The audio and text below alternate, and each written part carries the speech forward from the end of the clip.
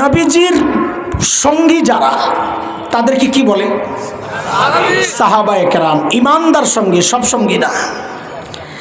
আল্লাহ তাআলা সেই সাহাবীদেরকে মূলত আমাদের মডেল আর নমুনা বানাইছেন। কারণ নবীজির অনেক কাজ আছে যেগুলো আমাদের দ্বারা হবে না। নবীজি মেরাজে গেছেন আসমানের উপর, আপনি পারবেন? অনেক ব্যাপার আছে, বিয়ে শাদীর ব্যাপারগুলো আছে। সাহাবারা হচ্ছেন আমাদের মূল, তারা নবীজিরটা দেখেই করছেন, আমরা ওইটা দেখে করব। মূল তো নবীজি। আমার ইমান যেন সাহাবীর ইমানের মতো হয়, আল্লাহ জানাইছেন কোরআনে, فَإِنْ آمَنُوا بِمِثْلِ مَا آمَنْتُمْ بِهِ فَقَدِ اهْتَدَوْا وَإِنْ تَوَلَّوْا فَإِنَّمَا هُمْ فِي شِقَاقٍ।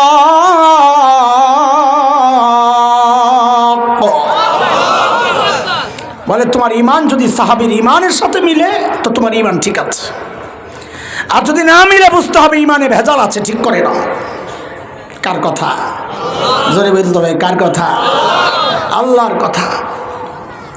বলে তোমার তাকওয়া সাহাবীর তাকওয়ার সাথে মিলাও। মুত্তাকির কথা তো আমরা বলি, আমরা মুত্তাকির লিবাস পরি, পাগড়ি, জুব্বা, তাসবিহ, কিন্তু আসলে আমি মুত্তাকি না। মুত্তাকি কিনা কার সাথে মিলায় দেখতে হবে। বলেন, কথা বলেন। কেন? সাহাবীর তাকওয়ার সাথে আমার তাকওয়া যদি মিলে বুঝতে হবে আমি মুত্তাকি, নাইলে আমি ভণ্ড প্রতারক। কেন? কারণ সাহাবীর তাকওয়া এটা গ্রান্টেড, আল্লাহ পরীক্ষা নিয়ে পাশ হওয়ার স্বীকৃতি দিয়েছেন। আমার আপনার তাকওয়ার সাক্ষী আমাদের পাশের মানুষরাই তো দেয় না। আমরা মুত্তাকি, পাশের মানুষরা স্বীকার করে না। আমি মাঝে মধ্যে দুষ্টুমি করে বলি যে অধিকাংশ পিসাবরে যদি জিজ্ঞেস করেন, হুজুর আপনার বউ কি আপনার কাছে মরিদ হইছে, দেখবেন জবাব না দিয়া চেষ্টা যে ভাই আর কথা জিজ্ঞেস করার জিনিস পাস না। আসলে জবাব নাই তো। থাক, মানুষেরটা বাদ দেন, আমারটাই শোনেন, আমারটা আমার কাছে হয় নাই। পিসাব বাহিরে, পিসাব ঘরে গেলে দাম নাই। এক পিসাবরে ঘরে গেলে বউ খালি ঝাড়ি মারে। একদিন গেছে তো এমন এক চিৎকার মারছে, আহারে আল্লাহ। পিসাব কয় এমন ভাবে, আল্লাহ কইলাম মনে জোরে তোমার জিন্দিগিতে কিছু দেইটেই নেই। কাহা দিয়েছে তো এমন করলা কেন? আজকে একটা দৃশ্য দেখে আমার কলজা চলে গেছে। কি দেখছো? আজকে দেখছি আমাদের বাড়ির সামনে দিয়ে এক পীর সাহেব উইরা উইরা যায়। আমারে খোদায় কোন পীর মিলাইল, এটা তো ল্যাংরাইয়া ল্যাংরাইয়া চলে। তো পীর সাহেব বলে, আরে পোড়া কপাল, আগে মনে করছিলাম তোর দিলটাই নষ্ট হয়েছে, এখন তো দেখি চোখটিও আমার কাছে, চোখও তো ঠিক নাই। কেন? কই যে উইরা গেছে, ভালো করে দেখছো নি? এটা কে? বলে কে করে? আমি ছিলাম, আমি। এখন বউ কি বলে, হাই রে, তাই তো সেই বিকাল থেকে আমি একটাই চিন্তা করতেছি যে উইরা যে গেল পিসাব, এর ডানা একটা ভাঙ্গা কেন?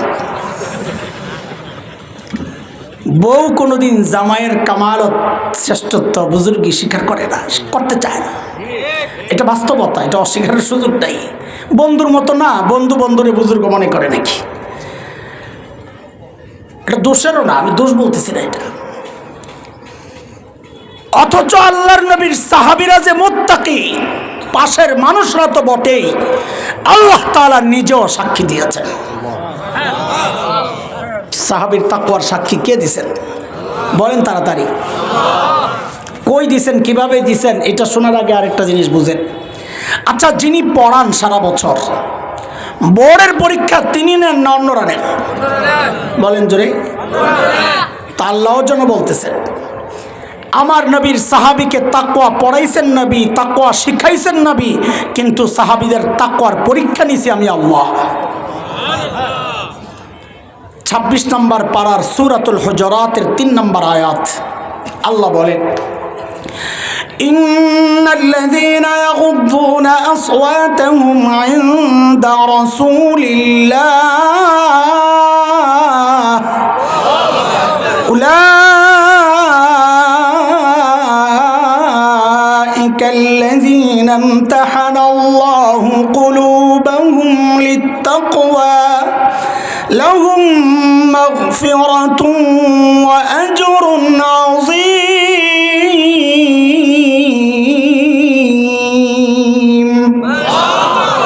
পর পরীক্ষা নিছেন কে? ফলাফল ফলাফল কি এটাও বুঝেন, ফলাফলটাও বুঝেন। ওলামায়ে কেরাম আছেন অনেক। আমাদের কাছে যখন পরীক্ষার খাতা আসে না,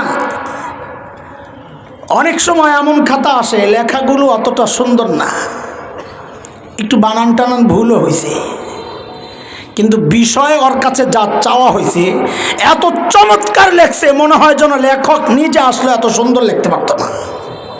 বিষয় এত চমৎকার ফুটায় তুলছে, তখন পরীক্ষকের দিল ঠান্ডা হয়ে যায়, নাম্বার আর কাটতে মন চায় না, বরং হাতে এক্সট্রা নাম্বার যেগুলো থাকে সবটাই ওরে দিয়া সর্বোচ্চ নাম্বার দেওয়া হয় কিনা বলুন? আবার অনেক সময় দেখা যায় এত সুন্দর লেখাওয়ালা খাতা আসে যেন হাতে লেখে নাই, কম্পিউটারে টাইপ করা, কিন্তু যতই আগায় মেজাজ খালি বিগড়ায়, কেন? যা চাওয়া হয়েছে ওর ধারে কাছেও নাই। বরং শেষে আবার কি লেখে, মাঝে মাঝে দুই চারটা দুষ্ট পাওয়া যায়, ওস্তাদ জি পাশ করাইয়া দিয়ে না, আপনার জন্য দোয়া করব। কি দুষ্ট পান না, দুই চারটা খাতা এরকম। ভাই শুনেন, সাহাবায়ে কেরামের পরীক্ষার ফলাফলটা কি? আল্লাহ যেন বলছেন যে কারো কারো দুই চারটা ভুল টুল হয়েছে আর কি, যেগুলো নিয়ে তোমরা গাড়াগাড়ি করো, পোড়া কপাল। কারো দুই চারটা বানানোর মতো ভুল টুল হয়েছে আর কি, কিন্তু আল্লাহ আল্লাহ রসুলের আনুগত্যের বিষয়ে তাদের কাছে যা চাওয়া হয়েছে তারা এতটা চমৎকারভাবে সেটা প্রকাশ করেছেন, কিয়ামত পর্যন্ত সাহাবীদের মতো করে আর কেউ প্রকাশ করতে পারবে না।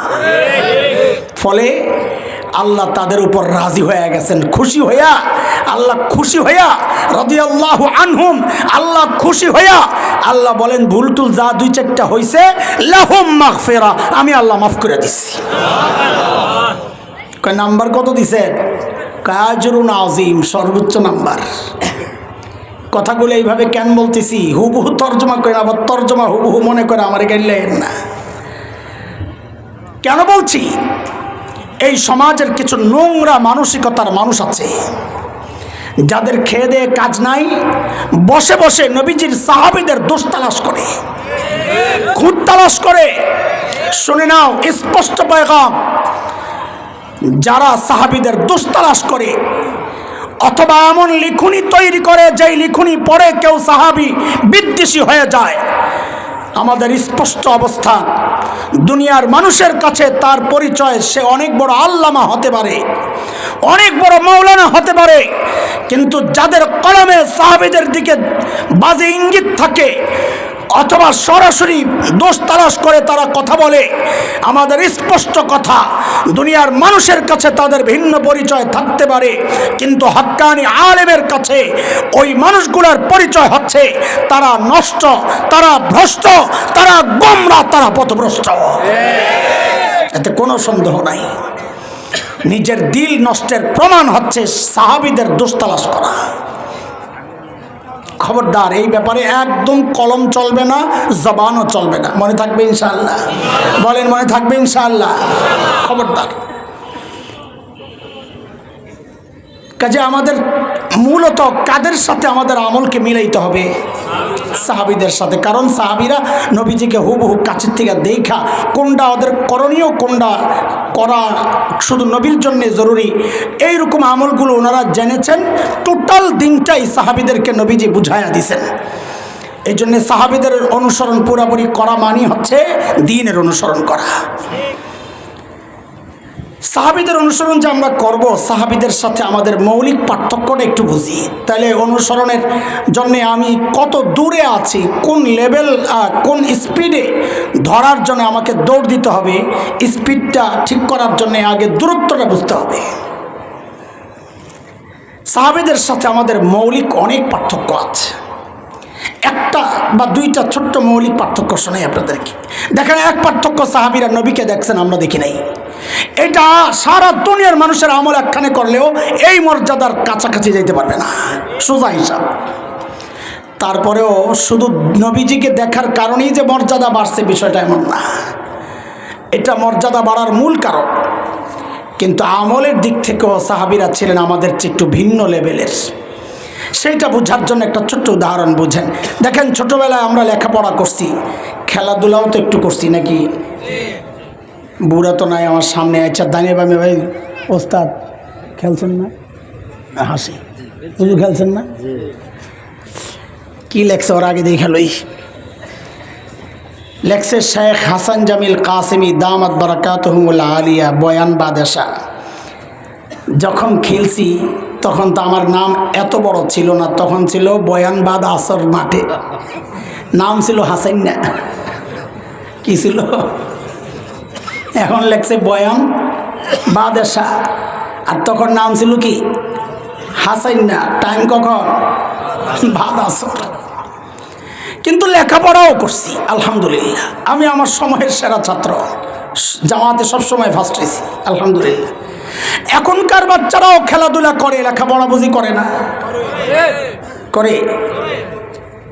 তা আমাদের সাথে এখনকার বাচ্চাদের কোনো পার্থক্য আছে না? নাই? আছে। খুঁজে বাই করতে পারবেন? একটা মৌলিক পার্থক্য শোনায় দিই। আমাদের মাথায় ছিল আমরা সারাদিন পড়বো খালি। এমনও হয়েছে মা বই নিয়ে গেছেন হাতের থেকে, ওস্তাদ ডাক দিয়েছেন, আয় ঘুমায় পড়ো, এত পড়তেছি। আমরা সারাক্ষণ মাথায় থাকতো পড়ব, শুক্রবার বন্ধ, একটু ফাঁক পাইলে খেলবো, এটা ছিল আমাদের হালত। আর এখনকার বাচ্চাদের সারাক্ষণ মাথায় একটাই, টিপবে, গেমস খেলবে, ওটা খেলবে, ওটা খেলবে, ফাঁক পাইলে পড়বে। কথা বলেন না? বলাবেন তোরা কথা কর, ঠিক কিনা? আসামি কয় ঠিক। ঠিক সাহাবীদের সাথে আমাদের মৌলিক পার্থক্যের পয়েন্ট এটা। সাহাবায়ে কেরাম আখিরাতের কাজ করেছেন। এই দুনিয়ার কাজ বুঝি আল্লাহর নবীর সাহাবীরা করেন নাই? ওট বকরি চড়ান নাই? খেজুর বাগানের পরিচর্যা করেন নাই? ব্যবসা বাণিজ্য করেছেন। আমরাও দুনিয়ার কাজ করি, আখিরাতের কাজ বুঝি করি না? এই যে আজকে মাহফিলে আসছি, এটা আখিরাতের কাজ না? তো পার্থক্য আছে সাহাবীদের সাথে আমাদের, না নাই? কি পার্থক্য? ওই যে বাচ্চাদের মতো সাহাবায়ে কেরাম করতেন আখিরাতের কাজ, ফাঁকে ফাঁকে করতেন দুনিয়ার কাজ। আর আমরা করি দুনিয়ার কাজ, ফাঁকে ফাঁকে করি আখিরাতের কাজ। কথা ঠিক? কিন্তু কথা এখনো শেষ হয় নাই, পুরোটা শেষ করলে ঠিকটা জোরে কইেন।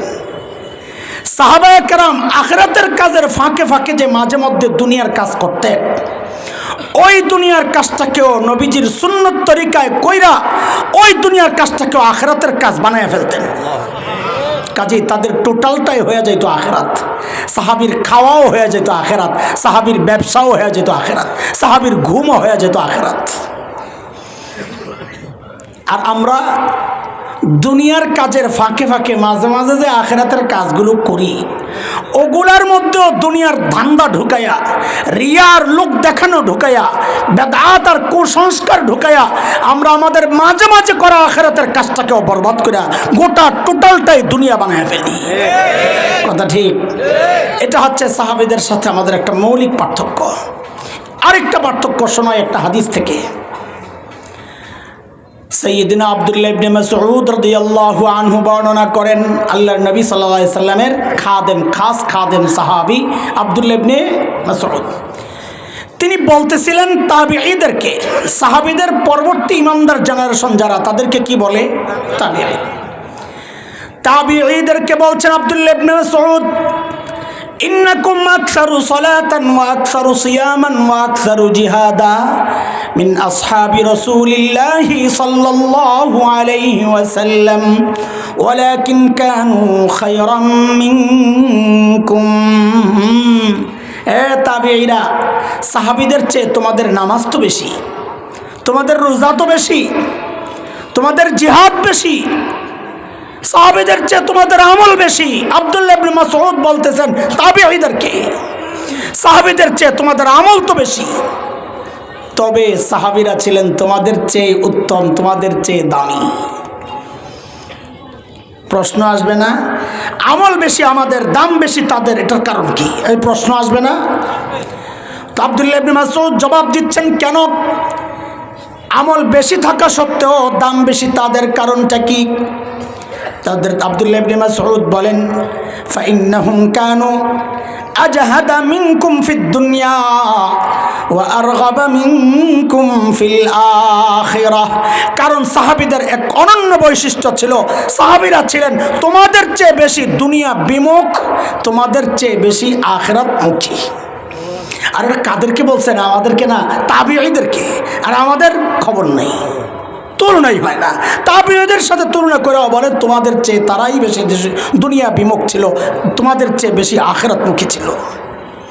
কতটা দুনিয়া বিমুখ ছিল একটা ছোট্ট উদাহরণ শোনাবো আপনাদেরকে। আল্লাহর নবীর এক শ্রেষ্ঠ সাহাবী ছিলেন হযরত সাঈদ ইবনে আমির আল জুমাহি রাদিয়াল্লাহু তাআলা। নাম শুনছেন? আল্লাহ, অনেক বড় সাহাবী। ইসলাম কবুল করছেন একটু দেরিতে, হিজরতের বেশ পরে। দেরিতে মুসলমান হলে কি হবে দোস্ত?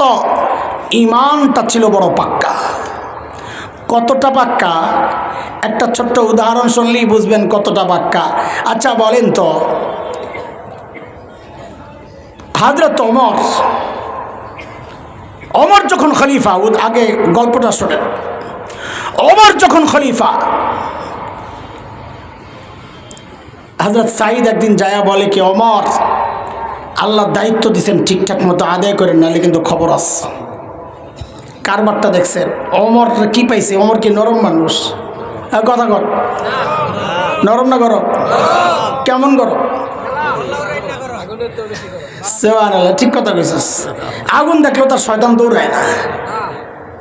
অথচ নবীজি বলেছেন, ওমর আপনি যে রাস্তায় থাকেন শয়তান ওই রাস্তায় ডরে থাকে না। আপনারা সুবহানাল্লাহ পড়বেন না? মনে মনে চিন্তা করতেছেন এটা আশ্চর্যের কি আছে? আমরাও যে রাস্তায় থাকি মাশাআল্লাহ শয়তান থাকে না। হ্যাঁ, ওটা মনে করতেছেন না? হ্যাঁ, না থাকে না। ওই যে আমার বাজানে একটা কথা কয়ে লিখেছে সিপা দিয়া, বুড়ো মানুষ তো, শয়তান থাকে না, এটাই সত্য কথা। বলে কি কয় না কয় হুজুরে? আমগুলোর লগে ওমরের লগে তুলনা করতেছে। হ্যাঁ, থাকে না, তবে কারণ ভিন্ন। ওমর যে রাস্তায় চলতেন শয়তান থাকতো না, ডরে। আর আমরা যে রাস্তায় চলি শয়তান থাকে না, লাগে না, দরকার মনে করে না। শয়তান মনে করে ওস্তাদ আপনি থাকতে আমার কাম কি? এই জন্য কাকায় কয়ে দিয়েছে ছোট্ট কইরা, ওমরের সময় থাকে না, আমাদের চললে লাগে না, এক কথায় কাম শেষ। হযরত ওমর খলিফা যায়া কয় কি, ওমর ঠিক মতো দায়িত্ব আদায় করেন, নাইলে কিন্তু খবর আছে। বাপরে বাপ, বেড়ার কলিজা এত সাহস এলো কোত্থেকে? মানুষ নিজে যত সৎ হয় তার সাহসটাও তত উঁচা হয়। নিজের মধ্যে দুই নম্বরই থাকলে কথা বলবে মিনমিন মিনমিন কইরা, আর কথার মধ্যে খালি তেল ডালবো। মনে আসেনি আপনাকে সাংঘাতিক সম্মেলনগুলো যখন হইতো?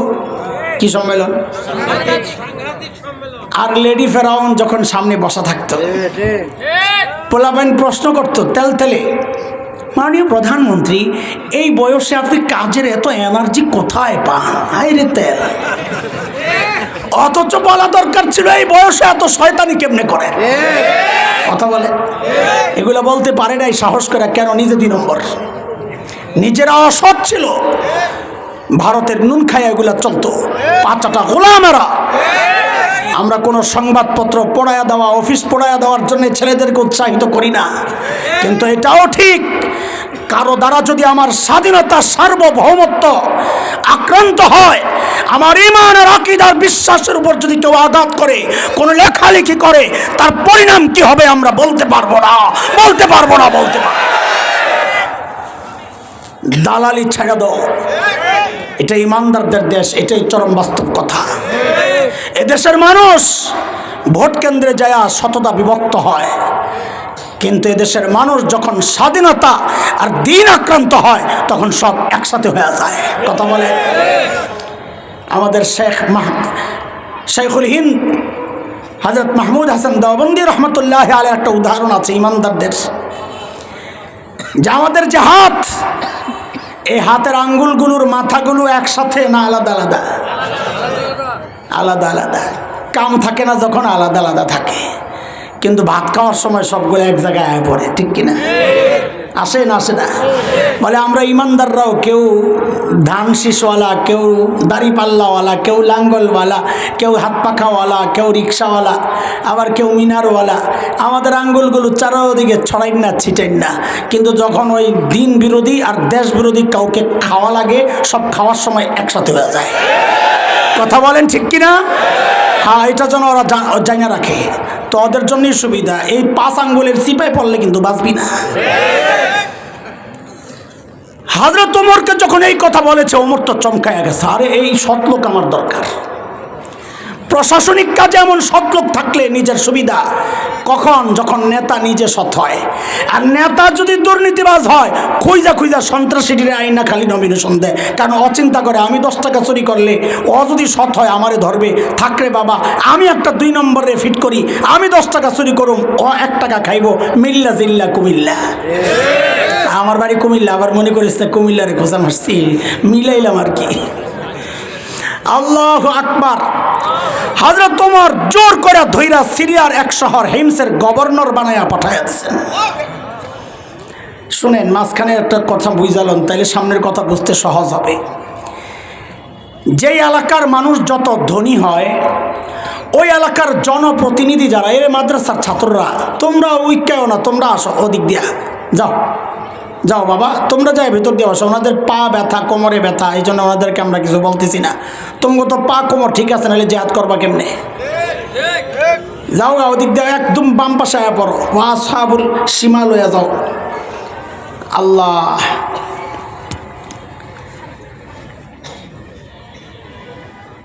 যে এলাকার মানুষ যত ধনী হয়, ওই এলাকার জনপ্রতিনিধি যারা, মেম্বার, চেয়ারম্যান, এমপি, তারাও ওইরকম ধনী হয়। এলাকার প্রভাব। আজকের দুনিয়ায় Bangkok, Singapore, Thailand, Dubai, Abu Dhabi, Karachi, Bombay, আমাদের চিটাগাং, এগুলো যেমন বাণিজ্যিক শহর, ওই সময় গোটা দুনিয়ার বাণিজ্যিক শহর ছিল সিরিয়া। কোথায়? এবার বুঝে শুনে বলেন তো, সেই সিরিয়ার শহর হিমসের গভর্নর ধনী হওয়ার কথা না গরিব হওয়ার কথা? কেমন ধনী একটু বলেন তো? অনেক বড় না? এক কথায় বলেন, সময়ের সেরা ধনী। বলেন কেমন ধনী হওয়ার কথা? আল্লাহু আকবার। একটু খেয়াল করে শোনেন, কিন্তু মাথায় রেখেন, সময়ের সেরা ধনী তো হওয়ার কথা ঠিকই আছে, কিন্তু হযরত সাঈদ ইবনে আমের আল জুমাহির পরিচয় হিমসের গভর্নর শুধু এইটাই না, তার আরেকটা মূল পরিচয়, তিনি আল্লাহর নবীর সাহাবী।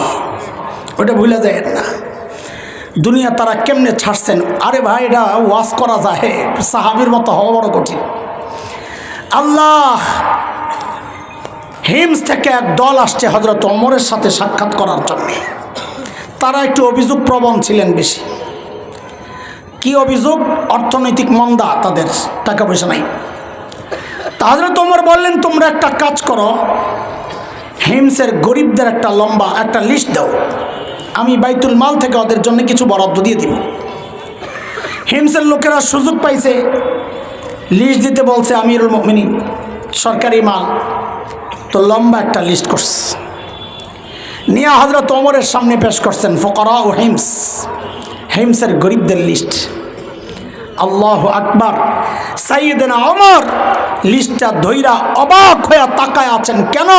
হযরত ওমর দেখেন যে ওই লিস্টের শুরুর দিকেই হিমসের গভর্নর সাঈদ ইবনে আমের আল জুমাহির নাম। এটাও কি কল্পনা করা যায়? সাইয়েদনা ওমর জানতে চাইলেন, আমি এরকম ফাঁকে এরকম কি ব্যাপার, তোমাদের গভর্নর বুঝি গরিব মানুষ?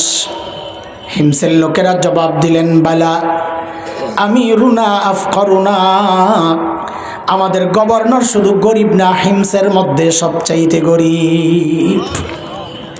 হযরত ওমর এই কথা শুনে এত খুশি হয়েছেন, সাথে সাথে 1000 স্বর্ণ মুদ্রা প্যাকেট করে দূত মারফত পাঠায়া দিয়েছেন, যাও আমার পক্ষ থেকে আমার সাঈদকে হাদিয়া দিয়ে আসো। কত? মাশাআল্লাহ, আহলান সাহলান, আল্লাহু আকবার, আলহামদুলিল্লাহ বলেন, আলহামদুলিল্লাহ। আমার মতো হাসান জামিল সারা বছর বয়ান করে আপনাকে যে লাভ হইব, আমাদের শেখ আল্লামা নুরুল আমিন দামাত বারাকাতুহুমুল আলিয়া হযরত কিছু সময় আপনাদের সামনে বসে থাকলে আমি এটা দৃঢ়ভাবে বিশ্বাস করি তার চেয়ে অনেক বেশি উপকার আপনাদের হবে আলহামদুলিল্লাহ। এজন্য বলেন, দিল থেকে বলেন আলহামদুলিল্লাহ, বলেন সবাই জোরে সোরে বলেন আলহামদুলিল্লাহ। হযরত এখন বুখারীর দর্শ দিবেন, দুই কারণে থাকবেন, এক হচ্ছে বুখারীর কারণে আর এক হচ্ছে হযরতের কারণে। এমন মানুষের সামনে বসতে পারাও নিজের জীবনের একটা যত দামি কাজ করছেন ওই দামি কাজের মধ্যে এটারও লেখা নেবেন যে আমি জীবনে যত ভালো দামি কাজ করছি আমার নাজাতের ওসিলা হইতে পারে, তার মধ্যে একটা কাজ হচ্ছে শায়েখের মজলিসে শায়েখের দর্শে বৈশা আমি শায়েখের শিষ্যত্ব গ্রহণ করেছি। থাকবো না ইনশাআল্লাহ? দুই কারণ, এক হচ্ছে শায়েখের কারণে আর এক হচ্ছে বুখারীর কারণে। বুখারীর দর্শ, আরে একটা হাদিসের দর্শ যদি আপনারা শোনেন তো আপনারাও তো হুজুরের বুখারীর ছাত্র হয়ে গেলেন আলহামদুলিল্লাহ। সব ক্যামেরা বন্ধ, সব ক্যামেরা খোলো, সব ক্যামেরা বন্ধ। হযরতের কোনো রেকর্ড ভিডিও অডিও রেকর্ড হবে, ছবি উঠবে না, ভিডিও হবে না, সব বন্ধ। যা ওটা খোলো তোমরা তাড়াতাড়ি। আল্লাহ তাআলা আমাদের হযরতকে লম্বা নেক হায়াত দান করে। ধরো তোমরা বাইর যাও, গাড়ি খুললা। নিচে একদমই পায়া টায়া সহকারে নিচে নামা করতে হবে। আর এই যে ডান পাশে যারা